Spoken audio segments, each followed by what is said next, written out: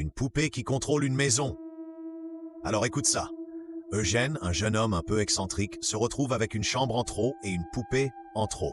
Il décide d'en faire le combo parfait. La chambre devient le domaine privé de Robert, la poupée. Oui, une poupée avec sa propre chambre.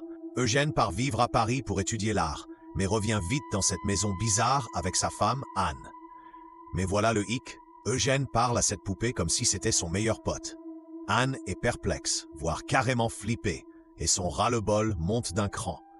Après de nombreuses discussions et beaucoup de cris, Robert finit relégué au grenier. Mais c'est là que le mystère s'épaissit. Les voisins alertent Eugène. Ils disent que Robert bouge et passe d'une fenêtre à l'autre. Anne, elle, pète un câble. Mais Eugène, toujours fidèle à son étrange ami, refuse de s'en débarrasser. Après la mort d'Anne, les rumeurs courent. Certains sont persuadés que Robert y est pour quelque chose. En 1974, Eugène trépassé, la maison est vendue. La nouvelle famille arrive et leur fillette de 10 ans commence à parler toute seule. Enfin, pas si seule, puisqu'elle entretient une relation avec cette fameuse poupée. Aujourd'hui, Robert vit sous verre dans un musée, mais attention, il faut lui demander la permission avant de le photographier. Sinon, c'est un disque.